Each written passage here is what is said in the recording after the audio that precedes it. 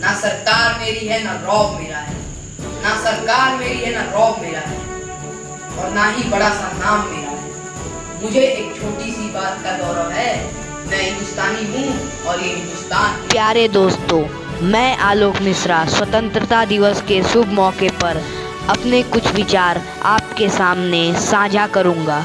आज़ादी का सही मतलब वही समझ सकता है जिसने कभी गुलामी की हो। हम सौभाग्यशाली हैं कि हमने स्वतंत्र भारत में जन्म लिया है। यूँ तो आज़ादी की लौ 1857 में ही जल चुकी थी, जब मंगल पांडे ने कारतूस के लिए बंदूक उठाई थी। हमारे कुछ महान क्रांतिकारी भगत सिंह, राजगुरु, सुखदेव, चंद्रशेखर आज़ाद के बलिदान से 1947 में हमारे देश को आज़ादी दिलाई। वो समय था जब मेरे रंग दे बसंती चोला सुनकर लाखों की भीड़ उमड़ आती थी और वंदे मातरम के नारे से 5-5 डिग्री का तूफान अंग्रेजी जड़ों में भूचाल ला देती थी। लोग मर जाते थे, मिट जाते थे देश के लिए, क्योंकि यह उस दौर की देशभक्ति की कसौटी थी। उस समय घर की औरतें की हालत यह हो जाती थी कि एक औरत कहती है कि प्यार भी भरपूर गया, मांग का सिंदूर गया, नन्हे नन्हे बच्चों की नंगोटियाँ चली गई, छोटी छोटे बच्चियों की चोटियाँ चली गई, बाप की कमाई गई, भाई की पढ़ाई गई। ऐसा एक विस्फोट हुआ, पता ही नहीं चला, पूरे जिस्म की कई बोटियाँ चली गई। और आपके लिए तो एक आदमी मरा है साहब, आपके लिए तो एक आदमी मरा है, किंतु मेरे घर की तो रोटियाँ चली गई, मेरे घर की तो रोटियाँ चली गई।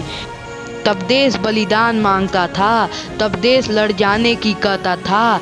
आज देश लड़ने मरने को, फांसी चढ़ने को नहीं कहता, बल्कि मेरे विचारों में जबकि व्यक्ति अपना काम पूरी ईमानदारी, पूरी मेहनत और लगन से करे तो वही सबसे बड़ा देशभक्त है। और मैं नहीं मानता फेसबुक, व्हाट्सएप, इंस्टाग्राम की डीपी को 3 रंगों में रंगना ही देशभक्ति है। और यदि आप कहेंगे साल में 2 बार हाथ में तिरंगा ले लेना देशभक्ति है, तो मैं पूछना चाहूँगा, फुटपाथ पे रहने वाला वह बच्चा ट्रैफिक की छाँव में नंगे पाँव में जब तिरंगा बेच रहा होता है, तो क्या आप उसे देशभक्ति कहेंगे? ये उसके देशभक्ति नहीं, उसके पेट की भूख की शक्ति है जो उसे ऐसा करने पे मजबूर करती है।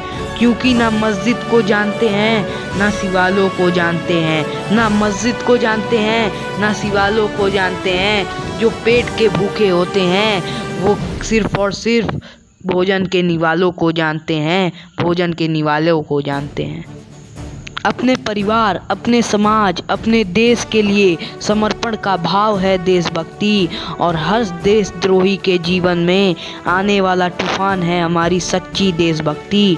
ताकि अगर तू परिंदा है तो ये आसमान तेरी है, और अगर तू दरिंदा है तो ये शमशान घाट तेरी है।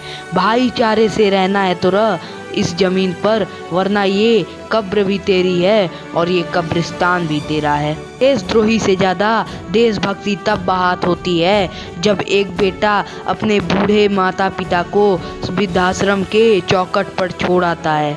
आज के इस दौर में वो युवा जिनके ऊपर जिम्मेदारी थी अपने देश, अपने समाज, अपने राष्ट्र की आशाओं को बांधे रखने की, वही युवा अब 4x4 इंच की स्क्रीन पे अपने कोमल उंगलियों के मात्र से अपने भावनाओं की इमोजियां भेज रहा है। इन्होंने देश का भविष्य बर्बाद कर रखा है।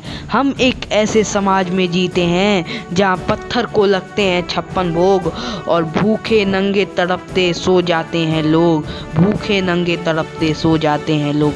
मजदूर को मजदूर समझिए, मजबूर नहीं। गरीब को काम दीजिए, दान नहीं। और दान देने का इच्छा है तो जीते जी रक्त दान दीजिए, और मरने के बाद अंग दान देकर किसी मरते हुए को जीवन दान दीजिए। यही सच्ची देशभक्ति है और यही सच्चा राष्ट्र प्रेम है। मेरे विचारों में हमारा राष्ट्र निर्माण तब संभव होगा जब स्वच्छ अभियान में केवल सरकार ही नहीं बल्कि सड़क पर चलने वाला हर एक नागरिक शामिल होगा। असल मायने में हमारा राष्ट्र निर्माण तब संभव होगा जब एक गरीब बच्चा भोजन के लिए नहीं बल्कि ज्ञान अर्जन के लिए सरकारी स्कूल की चौखट पर कदम रखेगा। जय हिंद, जय भारत।